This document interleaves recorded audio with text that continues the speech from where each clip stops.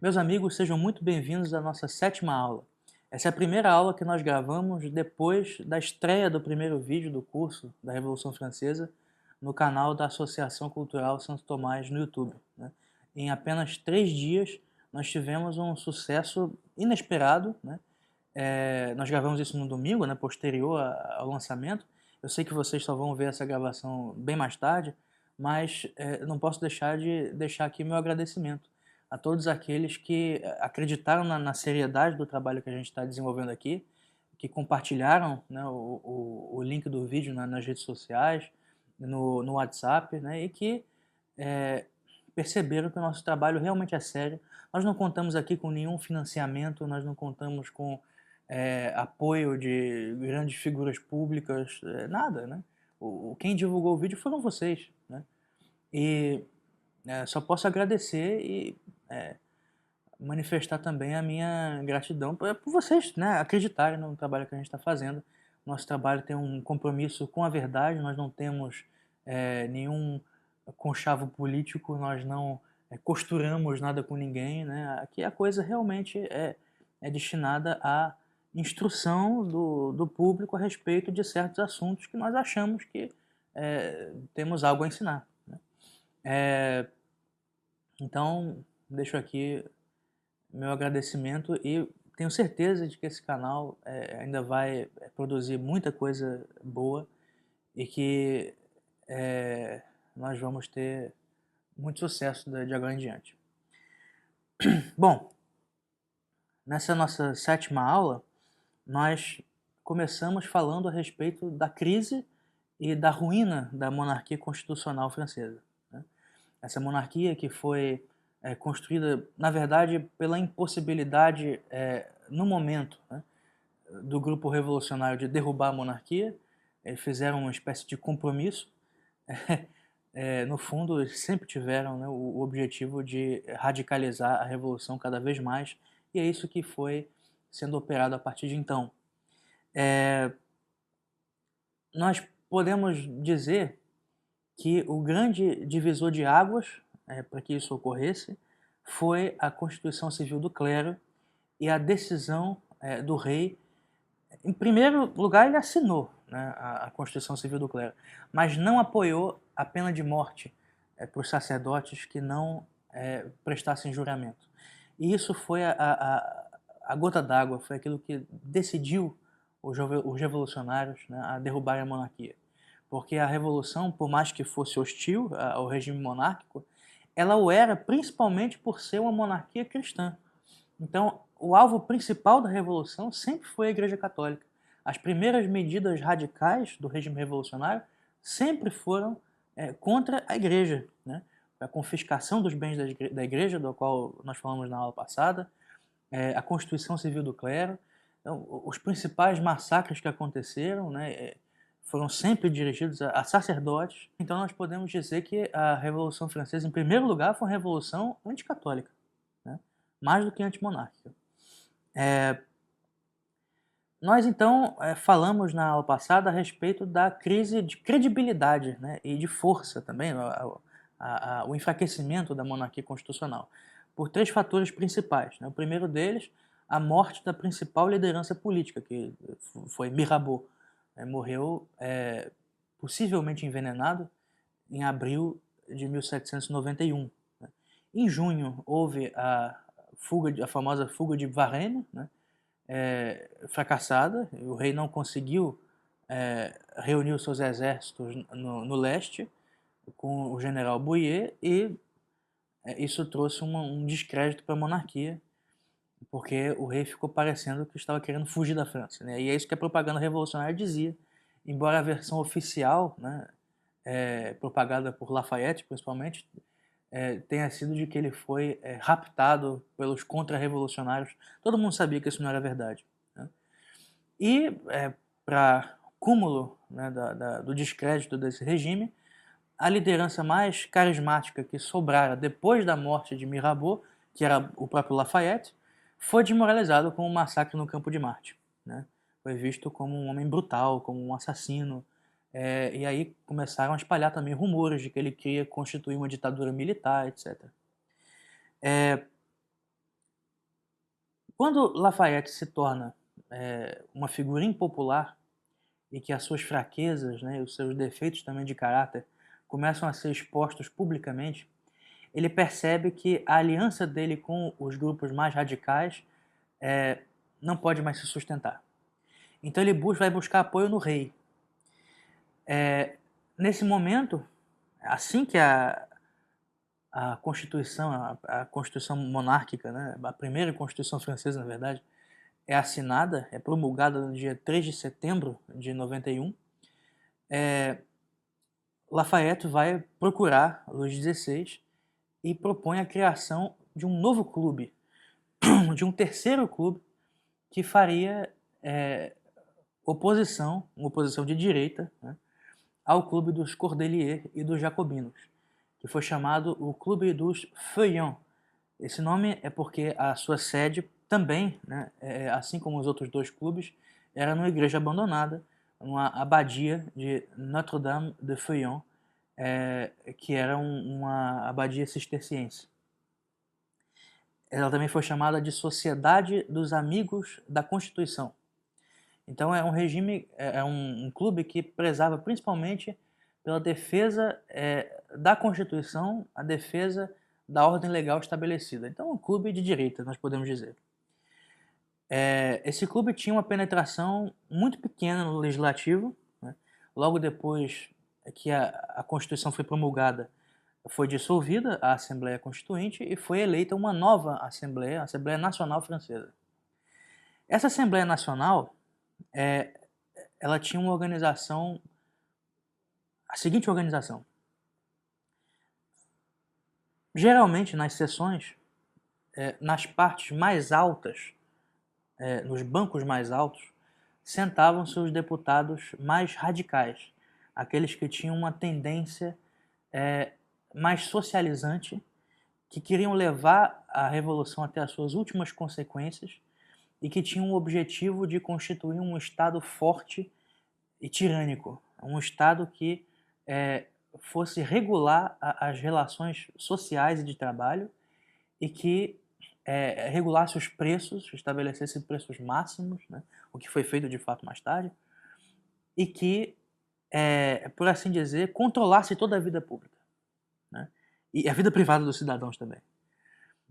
Essa tendência, justamente por eles estarem nas bancadas mais altas, eles foram chamados de a montanha. Esses deputados eram os montagnards. E eram principalmente compostos por membros do Clube dos Jacobinos e do Clube dos Cordeliers. Nos bancos mais baixos, sentavam-se aqueles que tinham uma tendência mais moderada.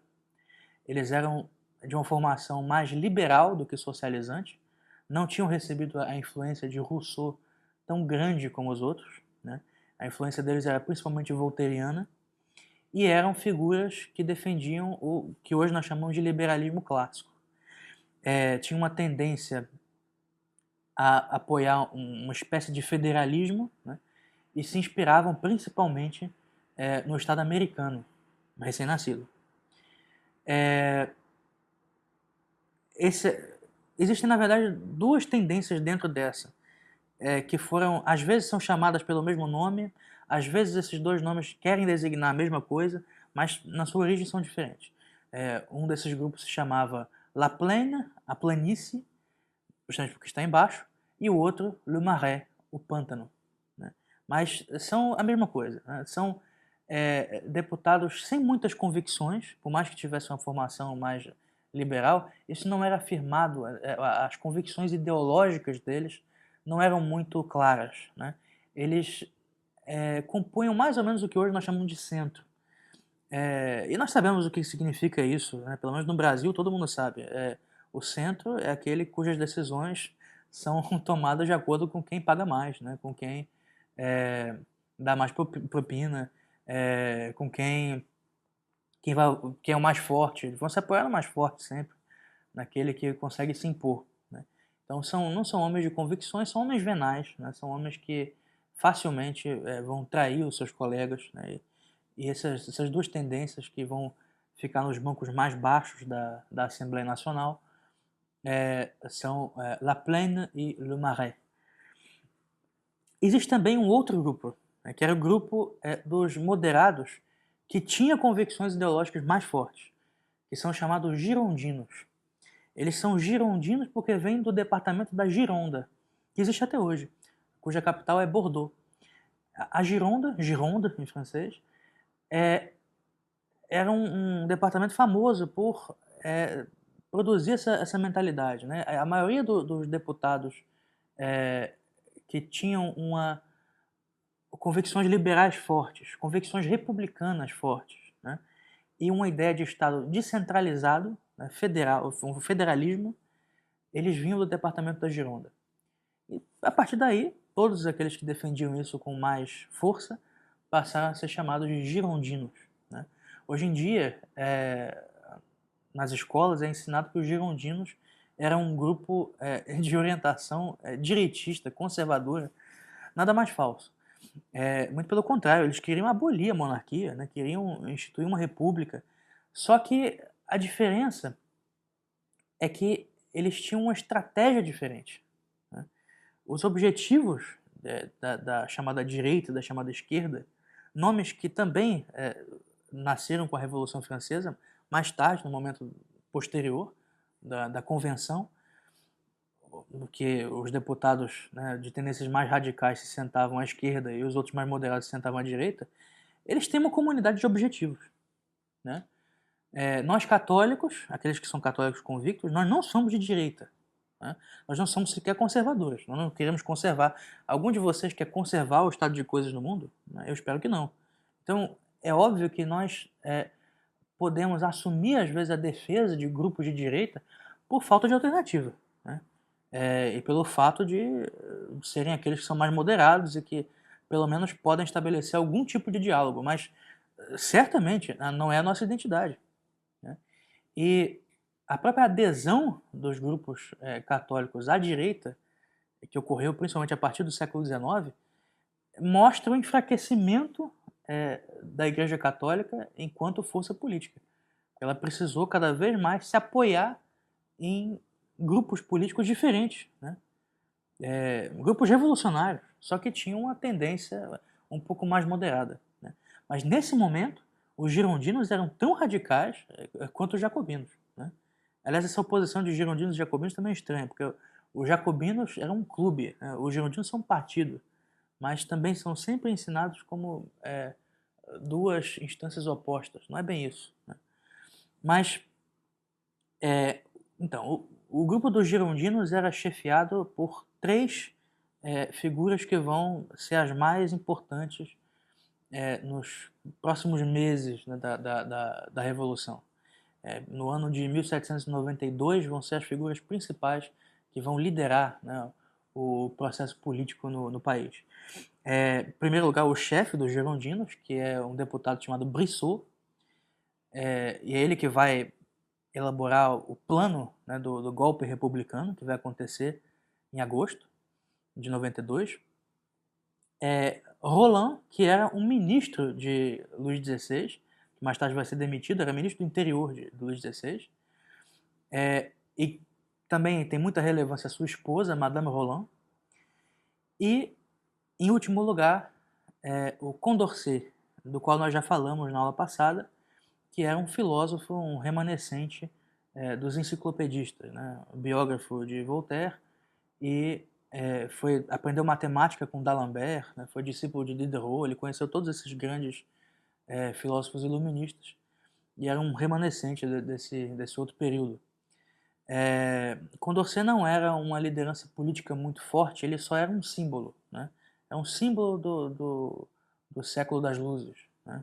Assim dito, o século das luzes.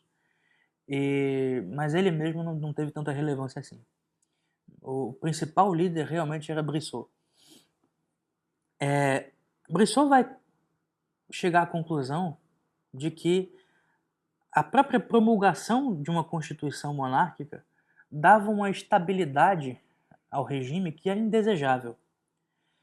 Se o regime monárquico se fortalecesse suficientemente, e concluía Brissot, o rei em breve teria forças para sufocar a revolução e voltar ao antigo regime. E ele estava certo nisso. A revolução ela precisava de certa instabilidade. E para isso, qual foi a solução que ele arrumou? Foi criar uma guerra. A França não tinha nenhum motivo para entrar numa guerra naquele momento. Ora, se a revolução foi feita por causa de uma crise econômica, qual é o país numa crise econômica que vai entrar em guerra? Mas existe também uma outra razão, é o temor de um golpe militar. Se você entretém os militares, os generais, com uma guerra, eles vão ficar sempre distantes do poder político e não vão pensar em dar golpe. Então, essa foi também um dos motivos pelos quais eles decidiram criar uma situação de um conflito internacional com a França. Essa operação ela foi toda planejada pelos girondinos e sempre foram eles os propagadores dessa mentalidade belicista. Eles se apoiaram principalmente no sentimento patriótico francês, que depois da identidade católica e do amor à própria monarquia era o sentimento que mais movia o povo francês, nada mais natural. Isso vai ser operado da seguinte forma. A propaganda revolucionária até então, ela tinha focado muito na ideia, no conceito de paz perpétua. Isso mais tarde vai ser tratado por Kant, poucos anos depois. A revolução, então, seria um fator de pacificação do mundo. A revolução na França, trazendo o poder político ao povo, traria os interesses do povo ao primeiro plano. E então acabariam, se essa revolução fosse reproduzida em outros países, acabariam as guerras entre os reis que eram movidos só pelos interesses da sua classe aristocrática. Então, os reis que provocavam banhos de sangue na Europa, pelo chamado interesse nacional, esse interesse nacional, na visão dos revolucionários, era principalmente um interesse político daquela classe. Não era interesse nacional mesmo. Não deixavam de ter um fundo de razão, mas qual foi a ênfase a partir daí que Brissot decide dar? É a de que a guerra ela era necessária para expandir a revolução para o resto do mundo. Que essa paz perpétua só ocorreria se o mundo inteiro vivesse situações parecidas com a da França. Enquanto existissem os tiranos no poder, as monarquias do antigo regime, não haveria paz. Então era preciso fazer uma guerra que seria a última das guerras. Esse discurso foi repetido muitas vezes depois. Era preciso uma guerra para que os povos fossem libertados de seus tiranos e para que fosse estabelecida a paz perpétua. Essa ideia deu origem a uma nova mentalidade, a mentalidade da chamada guerra total. Eu vou fazer aqui uma recomendação de um livro para vocês que é uma preciosidade, escrito pelo David A. Bell, que se chama Primeira Guerra Total. Esse conceito de guerra total ele aparece principalmente no século XX, mas esse autor aqui ele defende que na Revolução Francesa e nas guerras napoleônicas esse conceito apareceu pela primeira vez. Então, a ideia de mobilização total da sociedade, de uma sociedade que vai existir em função da guerra. Então, não são apenas os soldados, uma pequena classe de militares profissionais, os exércitos profissionais, tais como criados por Luís XIV, que vão participar disso. Não, os empreendimentos militares vão ser acompanhados por toda a sociedade. O governo faz propagandas constantes, as mulheres vão trabalhar nas fábricas produzindo armamentos, os homens não vão ser só a classe profissional que vai ser mobilizada, mas vão haver mobilizações em massa da população para a guerra masculina. Então a população inteira se envolve nesse empreendimento. São os franceses que vão criar, nesse período, a chamada levée en masse, o recrutamento em massa. Então, são guerras vividas de um modo diferente. No período anterior a esse, e aliás em toda a história humana, as guerras sempre foram vistas com certa naturalidade. De um modo um pouco mais saudável. Quer dizer, são coisas que acontecem de vez em quando, né, que causam sofrimento, que são, em si, elas são males, né, mas que às vezes, infelizmente, elas precisam acontecer. Né? Não estou aqui dizendo que é um mal necessário, tá? Não existe mal necessário. Isso aqui não é uma discussão filosófica a respeito da guerra. Mas são coisas que em si mesmas são ruins, mas que às vezes são necessárias, precisam acontecer e ocorrem periodicamente. Esse autor aqui ele vai analisar, inclusive, certas correspondências de soldados, né, que no período anterior não se desesperavam, que falavam das guerras com certa naturalidade, falando com a sua família, se correspondendo com as suas esposas, e falavam da guerra que acontecia, mas em termos técnicos. O nosso exército cercou o exército do adversário. Né? Quando aparece a Revolução Francesa, as cartas mudam. Ou são manifestações de desespero total, ou de uma animação, né? Essa vai ser a última das guerras. Nós vamos libertar a humanidade. Quer dizer, é a concepção revolucionária da guerra. E isso passa a predominar no mundo inteiro. Né? A Primeira Guerra Mundial foi dita a Guerra das Guerras, a guerra que vai acabar com todas. Né? Depois dessa guerra não vai haver nenhuma outra. 20 anos depois houve uma outra muito pior. Né? Os comunistas, no tempo da Revolução Russa, diziam isso. Nós vamos expandir a revolução para o mundo inteiro e não vai mais haver guerras. A guerra revolucionária vai ser a última das guerras. Então essa ideia de uma guerra total, que mobiliza a sociedade inteira, que vai transformar o mundo, é também um produto da Revolução Francesa. Né? Isso vai ser levado a cabo do seguinte modo. Em primeiro lugar, já em 1790, né, no período ainda da Assembleia Constituinte, o Estado francês havia anexado Avignon.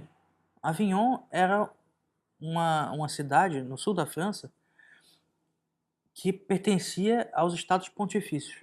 Né? Ela tinha sido, no século XIV, a residência dos papas, chamados Papas de Avignon, né? A maioria eram franceses,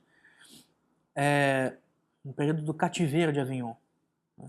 O rei Filipe IV, o Belo, havia trazido à força o Papa, creio que Clemente V,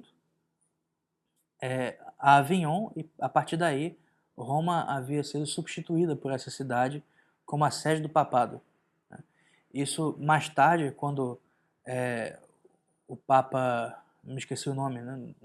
No final do século XIV, 1377, se não me engano, vai voltar a Roma, isso vai dar origem ao Cisma do Ocidente. Né? E vão haver disputas, né?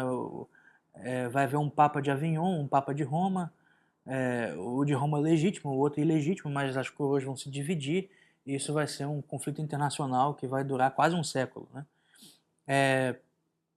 Esse período do Cisma do Ocidente acabou, mas com o Concílio de Florença, né? Mas Avignon passou a ser parte dos Estados Pontifícios e continua sendo assim até 1790, quando os revolucionários invadem a cidade de Avignon. Roma não protesta porque não tem condição de protestar. Né? Eles não têm, os Estados Pontifícios não têm força militar nenhuma, eles não tinham grandes apoios porque a principal potência católica era a própria França. E se eles estavam agora com o regime revolucionário, não havia potência católica forte o suficiente para fazer face a isso. Depois dessa ocupação de Avignon, a próxima etapa, né, era a aquisição das fronteiras ditas naturais da França. Né? É engraçado isso me lembra a ideia do Estado germânico, né? No governo nazista fazer propaganda do espaço vital da Alemanha. Né? E isso se parece muito com a concepção que eles tinham, né, das fronteiras naturais da França. Né? Eles argumentavam o seguinte, que assim como a França, ao sul, tinha a fronteira dos Pirineus com a Espanha, que era uma fronteira natural, Assim também a fronteira deles com a Alemanha deveria ser o Rio Reno, que eram as fronteiras históricas da antiga Gália. Quer dizer, é uma idealização, uma coisa que não faz o menor sentido, isso não há justificativa alguma, né? E o território que eles queriam invadir era imenso, né? Só que era preciso uma desculpa para que essa declaração de guerra fosse feita, porque a declaração de guerra tinha que ser feita pelo rei, né? E o rei, bom, casado com uma austríaca, né, não tinha muito interesse em arrumar um conflito com a Áustria, né? A propaganda revolucionária começou a usar isso também, né? Começou a dizer que as coroas estavam conspirando contra a França, ninguém estava conspirando contra a França, mas que Luís XVI, por ser casado, né, com a irmã do imperador austríaco, né, ele não queria entrar em guerra.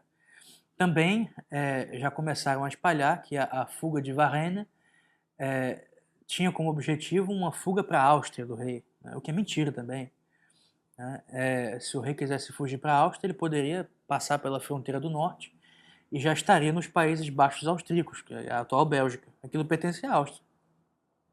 Então, se ele quisesse ir à Áustria, para que ir pelo leste, né, que é muito mais longe para sair da França? É evidente que o objetivo dele não era esse. Mas é isso que a propaganda começou a dizer. E, enfim, a propaganda revolucionária começou a fazer o seu trabalho, né? E na parte diplomática, né, começou a surgir o seguinte problema. A família real havia quase toda fugido da França, né? O rei só estava com a sua irmã, Madame Elisabeth, né, a sua esposa e seus filhos, mas os irmãos do rei, né, os primos do rei, todos já tinham fugido. E, chefiados pelo conde de Provença, do futuro Luís XVIII, eles estavam agitando, né, pequenos condados e ducados e principados alemães e incitando-os à guerra contra a França. Eles não iam fazer guerra só com aqueles estados porque seriam derrotados. E eles mesmos não tinham força militar nenhuma, né? Eles só podiam fazer promessas no futuro, né, de fazer tratados benevolentes com esses países quando estivessem, né, no poder na França, mas eram promessas que ninguém tinha como saber se eles podiam entregar ou não. Então, o que eles vão fazer?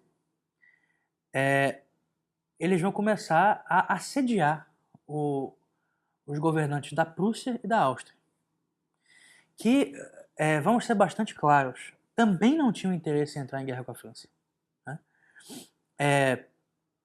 A Guerra dos 7 Anos ainda era recente, esses estados tinham acabado de se recuperar de uma crise econômica grave também. A Áustria, por exemplo, tinha um ressentimento muito grande com a Prússia pelo fato de eles não terem participado da segunda divisão da Polônia, né? O Estado polonês ele sofreu 3 divisões ao longo do final do século XVIII, né?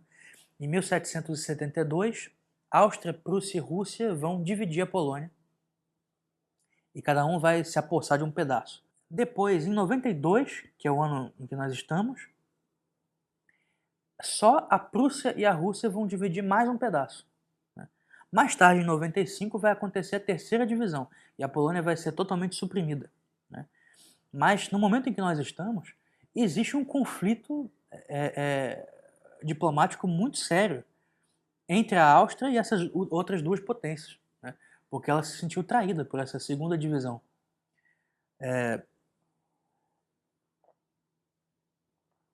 E, mais uma vez, o Sacro Império, como eu disse para vocês na primeira aula,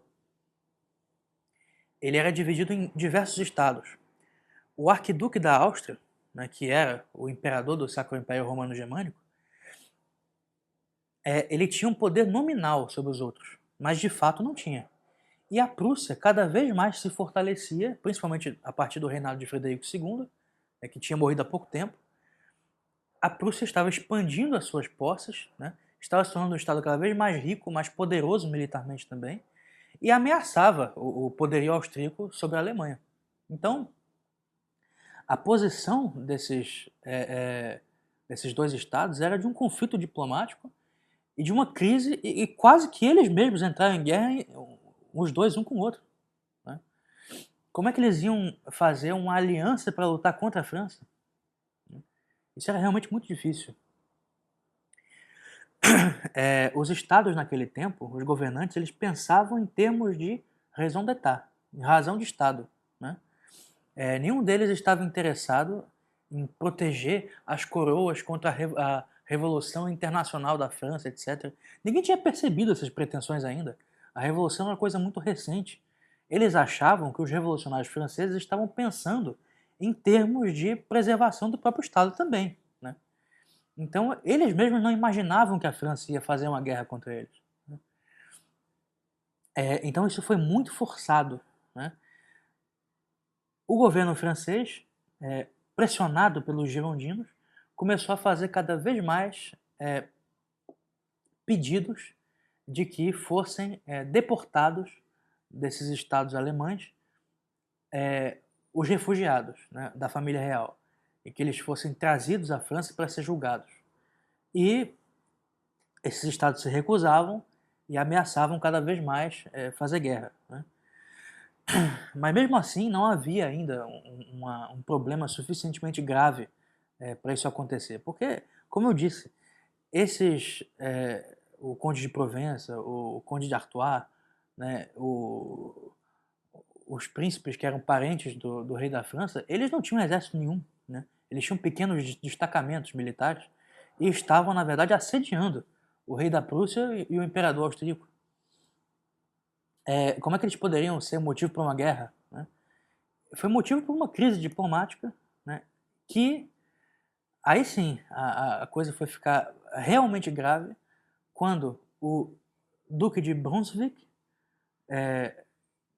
vai, que era general, né, vai assinar um manifesto desastroso, né, querendo evitar a guerra, dizendo o seguinte, dizendo que as forças conjuntas da Áustria e da Prússia, se a França, de qualquer forma, ameaçasse a segurança do rei Luís XVI e da rainha Maria Antonieta, eles declarariam guerra. Isso foi também motivado pelo parentesco, né, entre o imperador austríaco e Maria Antonieta, eram irmãos, né? O imperador Leopoldo II era irmão de Maria Antonieta. Ele mesmo não tinha muito interesse em defender a sua irmã, é um homem extremamente frio, que só pensava também em termos de razão de Estado, mas o Duque de Brunswick, né, se deixou influenciar pela comoção, né, gerada em torno da fuga de Varennes e também com a pressão dos príncipes, e ele assinou esse manifesto, né, sem autorização, sem o conhecimento do imperador austríaco, e é esse manifesto que vai provocar a guerra, porque ele não está reconhecendo, na verdade, a soberania do outro Estado, né? A França, ele está tratando o rei, que nominalmente ainda era o governante, como se fosse um refém, né? Ele disse, se vocês atentarem contra a segurança do rei, mas que história é essa, né? Se o rei é o governante, né? Como é que isso vai acontecer?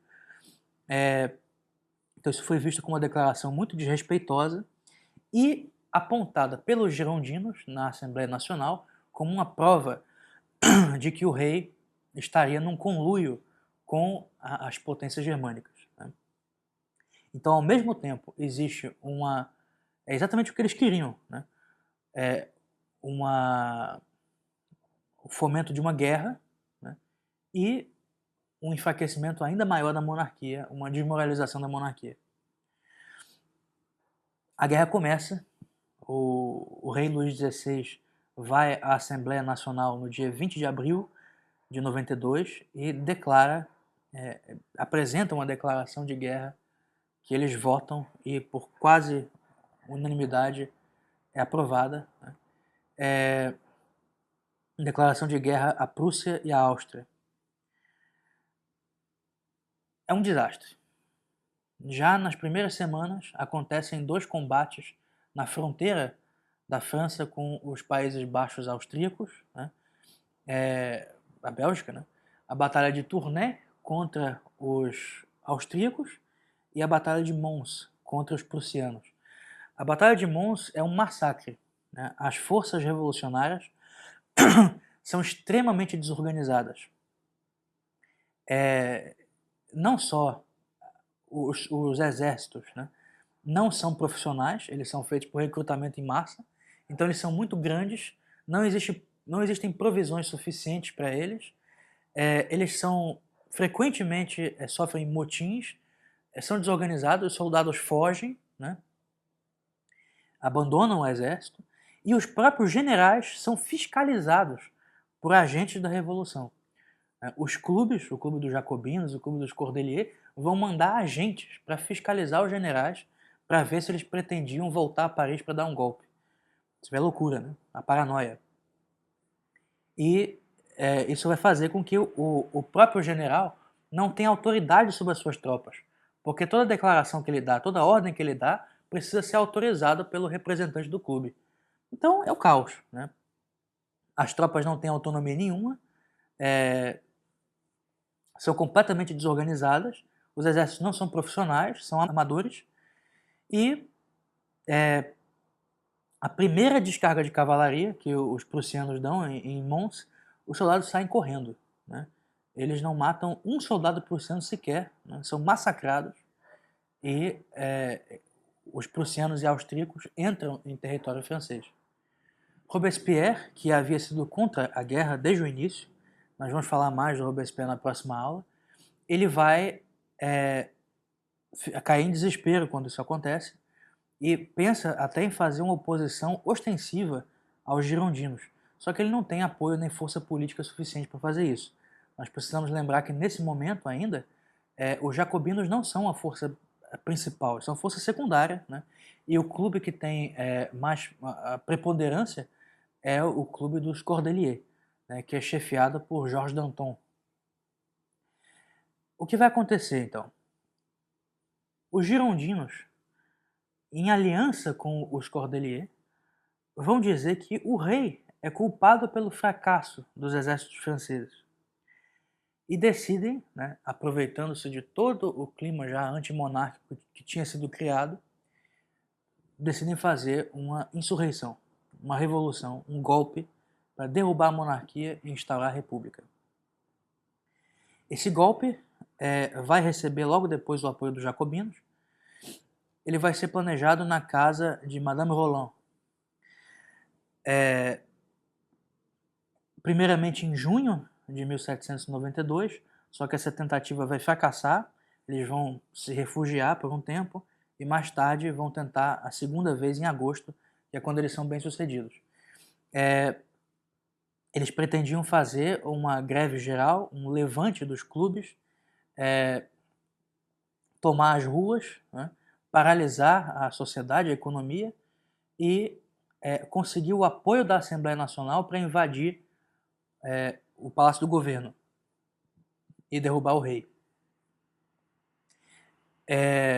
Eles vão montar, com apoio de um grupo, na verdade de arruaceiros, de bandidos, a chamada Comuna Insurrecional de Paris.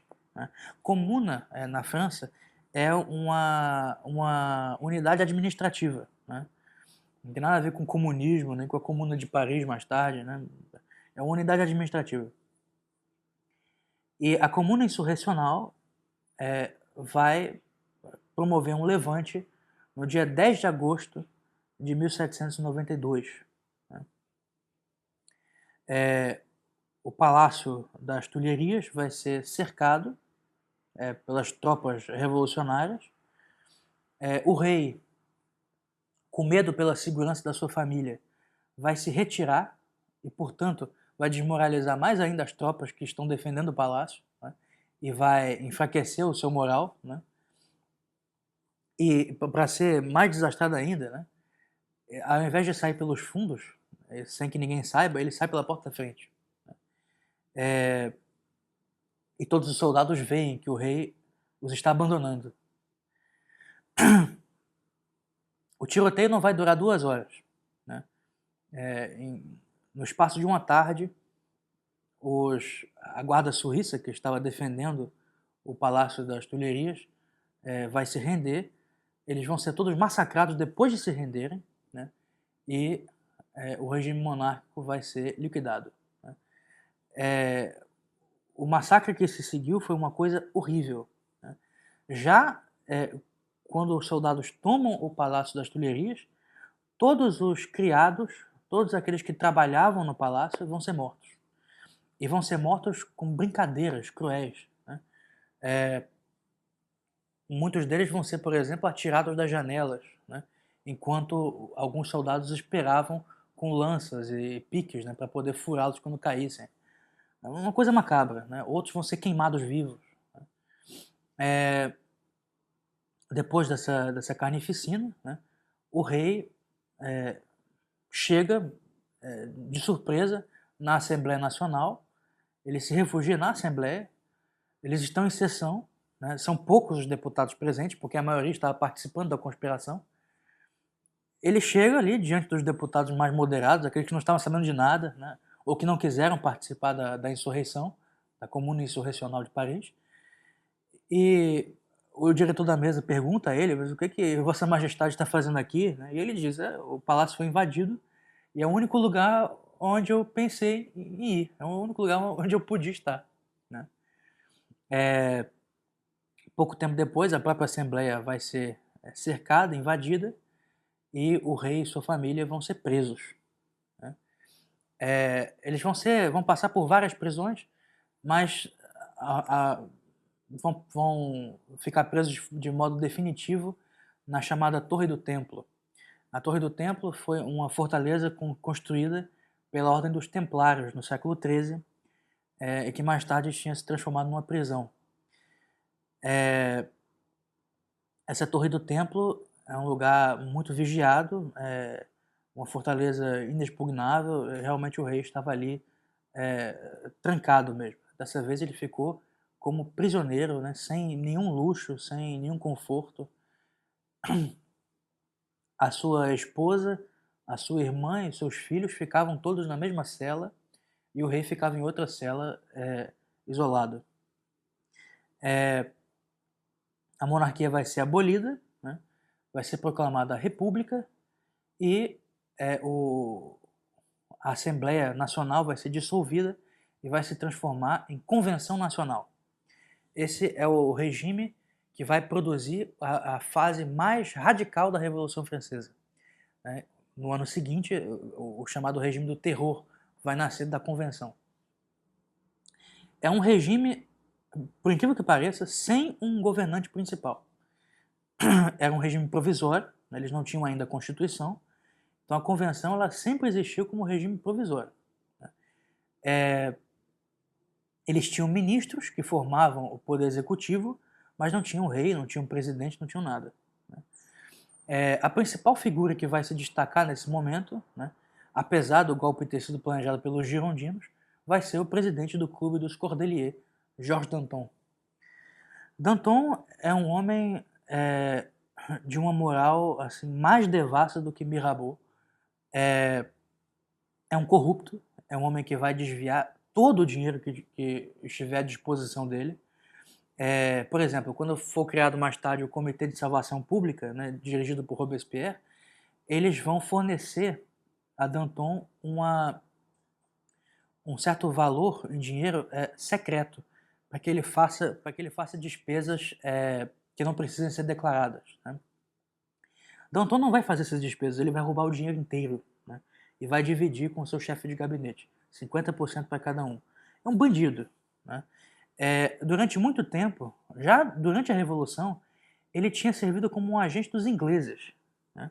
Danton recebia dinheiro da Inglaterra para impedir que a Revolução se radicalizasse e para mantê-la funcionando, porque era importante para os ingleses naquele momento que a Revolução acontecesse para desestabilizar a França e aprofundar a crise econômica, porque eles queriam, né, a França sempre foi uma rival geopolítica da Inglaterra, eles queriam que a França se enfraquecesse. Então, Danton foi pago pela Inglaterra para poder manter a Revolução nesse perpétuo estado de incerteza, né? Então é um homem venal. Era um homem de uma retórica poderosa, mas brutal, né? Muito diferente de Mirabeau.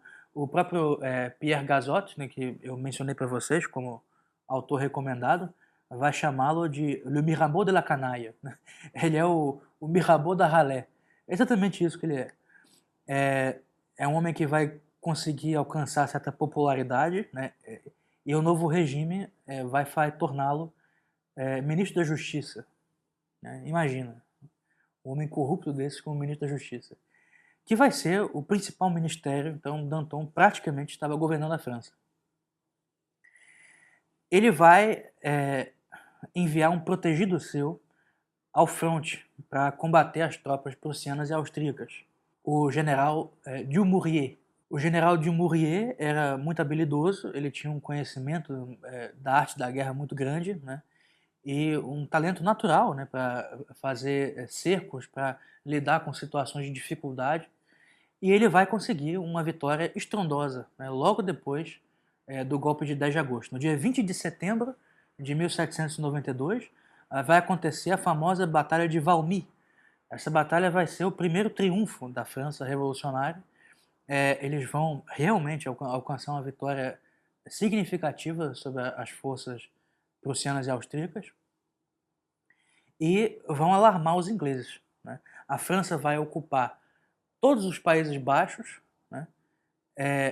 E, portanto, vão colocar uma ameaça geopolítica muito grande à Inglaterra, porque a política inglesa sempre foi de proteger os Países Baixos para que não houvesse risco de uma invasão à própria Inglaterra, né? Então, essa costa do próximo ao Canal da Mancha, ela sempre foi mantida dividida, né, em vários estados. Uma parte pertencia à França, outra parte aos Países Baixos austríacos, outra parte à República Holandesa, para que não houvesse um risco, né, de invasão à Inglaterra. E por causa também dos interesses comerciais ingleses, né, nessa área, que sempre foram muito grandes. Essa área foi muito próspera, né? Desde a Idade Média, né, a antiga região de Flandres, né, ela sempre foi muito próspera. Então, parte da política inglesa sempre foi proteger os Países Baixos, né? É quase um princípio para eles. Quando mais tarde, na Primeira Guerra Mundial, a Alemanha, seguindo o plano Schlieffen, vai invadir a Bélgica, a Inglaterra vai entrar em guerra contra o Império Alemão. A mesma coisa vai acontecer nesse momento. A Inglaterra vai se aliar, né? No primeiro momento, ela estava defendendo a Revolução. Eles estavam gostando, né, do desgaste que a Revolução estava produzindo na França. Quando a França começa a vencer a guerra, aí eles decidem entrar junto, né, na guerra para poder fazer face ao expansionismo francês. A França, em breve, vai obter várias vitórias e vai conseguir avançar as suas fronteiras realmente até o rio Reno. Eles não vão conseguir cruzar o Reno, que mais tarde Napoleão vai fazer, mas vão conseguir vitórias significativas e a fronteira chamada natural da França vai ser alcançada, né? Isso vai causar um pânico entre as monarquias europeias e aí sim vai surgir a primeira iniciativa geral, né, de coalizão geral contra a França. Nesse momento em que a França vencia a Batalha de Valmy, estava acontecendo em Paris os famosos massacres de setembro. Foi uma carnificina. Os massacres de setembro foram um dos episódios mais trágicos, mais terríveis que a Revolução produziu. Foi uma comemoração que os clubes decidiram fazer pelo golpe republicano. Só que essa comemoração, ela incluía linchamentos, incluía invasões a residências, roubos, mortes, estupros, esquartejamentos públicos e principalmente cenas de canibalismo. Esse episódio ele é muito conhecido. Diversas pessoas tiveram seus membros cortados, foram esquartejadas e a sua carne foi comida, né? Houve muitas cenas de canibalismo nos massacres de setembro, né? Um caso famoso, que não foi de canibalismo, mas de esquartejamento, foi o da princesa de Lamballe, né? Ela tinha conseguido fugir no primeiro momento da Revolução e tinha ficado escondida em Paris. A casa dela foi descoberta, né? Ela foi levada até o meio da rua. Na rua ela vai ser linchada depois de quase morta, desacordada, vai ser pendurada com uma corda na esquina, num poste, né, no lampião, e vai ser enforcada. Depois que ela morre, a sua cabeça vai ser cortada, né, e espetada numa lança e trazida, levada em procissão por toda Paris até a Torre do Templo. Por que isso? A princesa de Lamballe era a principal, era a melhor amiga da rainha Maria Antonieta. Durante muitos anos, elas tinham sido confidentes em Versalhes, né? E todos sabiam disso. Então, quando mataram essa princesa, levaram a cabeça dela até a Torre do Templo, chamaram a rainha Maria Antonieta, que apareceu da janela, e mostraram a ela a cabeça da sua amiga, né? Que ela logo reconheceu e teve uma crise de nervos, né? Vocês imaginam a situação terrível, né? Quando o general Dumouriez, né, que tinha sido enviado à guerra por Danton, quando ele descobre o que está acontecendo, esses massacres, que o rei tinha sido preso, que pensavam em instaurar um processo contra o rei, ele, que era um homem de uma orientação mais moderada, se revolta. Ele abandona o fronte e tenta dar um golpe, né? Só que no meio do caminho, as suas tropas o abandonam. As suas tropas são leais aos jacobinos. O representante dos jacobinos, né, o fiscal do general Dumouriez, vai perceber a sua movimentação suspeita e vai falar para as tropas abandonarem o seu general. E quando ele chega nas proximidades de Paris, ele acorda e só tem 1.500 homens do lado dele. Com 1.500 homens você não toma nenhum bairro, né? Então ele decide abandonar a sua empreitada, vai fugir da França, vai ser declarado traidor, né? A sua cabeça vai ser posta a prêmio, mesmo sendo ele o herói da Batalha de Valmy. E ele vai fugir para a Inglaterra e vai passar a lutar contra a França a soldo dos ingleses, né? Nesse momento, a França fica sem grande líder militar e os jacobinos, né, que já começam a ter uma certa proeminência, vão mandar um dos seus para chefiar os exércitos. Só que esse homem não é jacobino, né? Eles vão enviar o seu protegido, que é um homem moderado e sempre foi defensor do rei, que é uma figura que vai ter, a partir de então, uma importância muito grande. É um engenheiro e matemático, um gênio militar também, chamado Lazare Carnot. Carnot é o patriarca de uma família muito importante na história da França, que existe até hoje, né? E até hoje produzem escritores, artistas, políticos. É impressionante, né? É realmente impressionante. Para vocês terem uma ideia, dois dos filhos de Lazare Carnot se tornaram célebres, né? Um deles é o grande físico Nicolas Carnot, que é o pai da termodinâmica, né? Vai desenvolver as chamadas máquinas de Carnot, né? O ciclo de Carnot, e vai ser o primeiro a enunciar as leis da termodinâmica. O seu outro filho mais novo vai ser Hippolyte Carnot, que vai ser um senador muito importante também durante o período da Segunda República e do Império de Napoleão III. E o filho desse Hippolyte Carnot, neto do Carnot que nos interessa, vai ser presidente da França, né? O Sadi Carnot, durante o período da Terceira República, né? Todos eles são homens brilhantes, homens geniais, então é uma família que muito contribuiu para a França, por mais que tenham contribuído para a Revolução. São festejados, né, como grandes patriotas até hoje. Lazare Carnot, ele vai por ordem nos exércitos franceses, né? Ele, em primeiro lugar, vai banir todos os fiscais dos clubes. Isso não faz sentido num exército, né? É preciso que a hierarquia seja respeitada. Ele vai ter muito mais critério na seleção dos futuros generais, né? Vai por ordem em toda a cadeia de comando e vai tornar eficiente o recrutamento em massa, que até então era só uma reunião de um monte de pessoas que jamais haviam lutado. Há relatos no front de situações patéticas, né? de soldados que já eram idosos, homens de 70 anos, 80 anos no exército. Vai fazer o que lá? Né? E mais, pessoas miseráveis que iam, que se inscreviam, se alistavam, perdão, para poder ter o que comer, porque os soldados tinham a sua ração. Né? Quer dizer, é uma situação ridícula.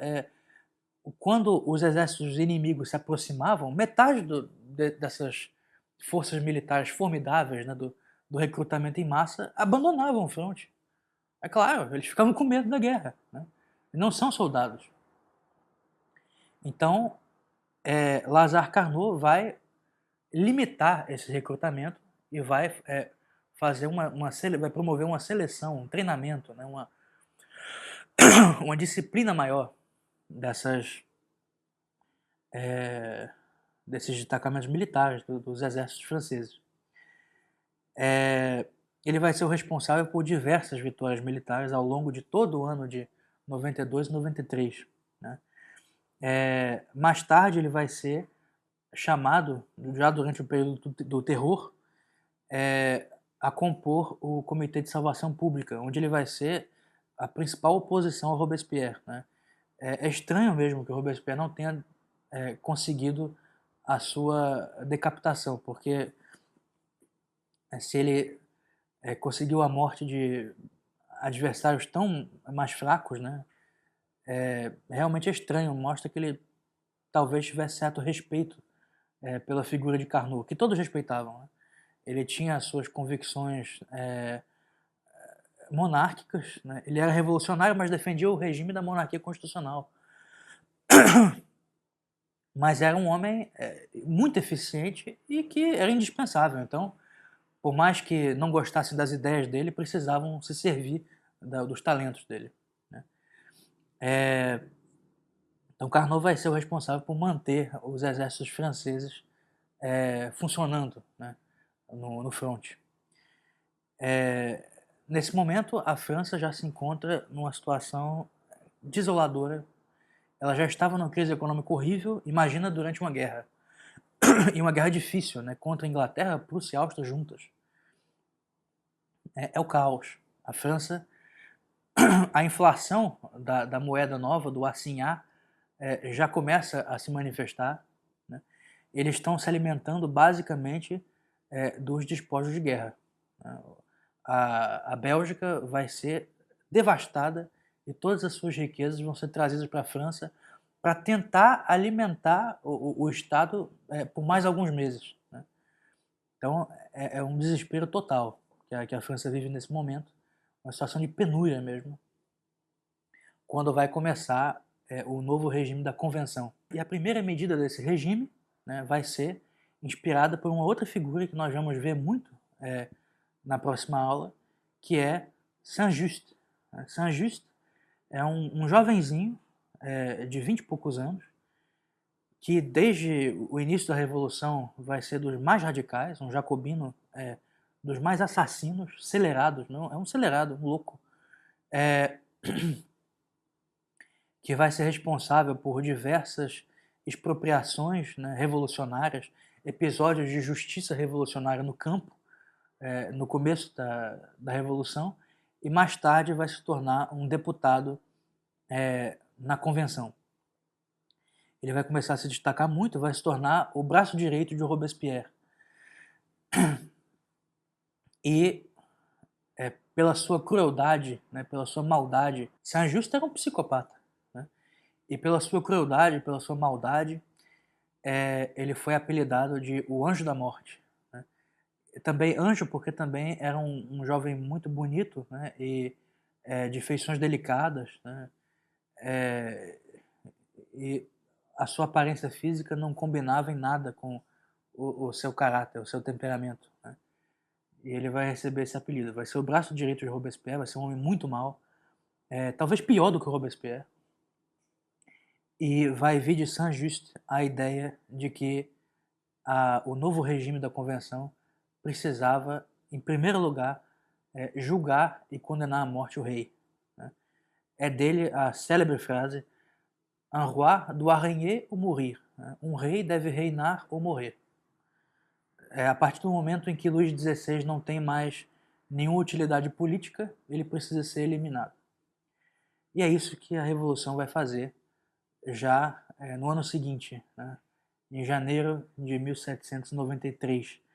E com o processo do rei, é um dos episódios mais trágicos e mais infelizes da Revolução Francesa, que nós vamos começar a nossa próxima aula. Muito obrigado a todos.